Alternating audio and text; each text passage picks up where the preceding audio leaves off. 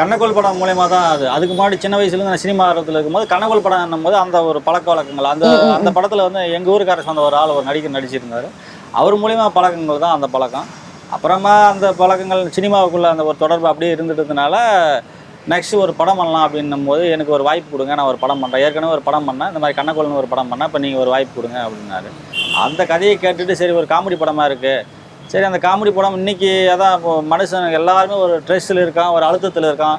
அப்படி இருக்கும்போது திருப்பி இந்த படங்கள் ஒரு காமெடி படம் பண்ணால் ஓகே அப்படி போகும், நல்லா போகும் அப்படிங்கிற ஒரு கான்ஃபிடென்ட்டில் இந்த படம் ஆரம்பித்தோம். படம் நிறைய சிரமங்களுக்கு மத்தியில் படத்தை முடிச்சு இன்றைக்கி நம்ம படம் ரிலீஸுக்கு கொண்டு வந்தோம். ஓகே. அண்ட் இப்போ படத்தை பார்த்துருப்பீங்க, ஸோ எப்படி ஃபீல் பண்ணுறீங்க 2 பேரும்?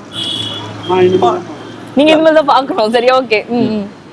அதான் ஒரு ஒரு ஓவர் எக்ஸ்ட்ரீமிங்கு போக முடியாது, ஒரு ஆவரேஜான நல்ல ஒரு படம் பார்க்கலாம். எல்லா ஒரு ஆடியன்ஸும் நான் ஒரு வெட்டு குத்து இல்லாமல் ஒரு ஒரு பொழுதுபோக்கு சில வாழ்க்கையில் இன்றைக்கி நடக்கிற விஷயங்கள், ஒரு பையன் கடன் பட்டுட்டா எப்படி அதுலேருந்து மீண்டு வராங்கிற மாதிரி ஒரு சில விஷயங்களோட ஒரு 2 மணி நேரத்தை செலவு பண்ணலாங்கிற மாதிரி ஒரு படம், நல்ல படம்.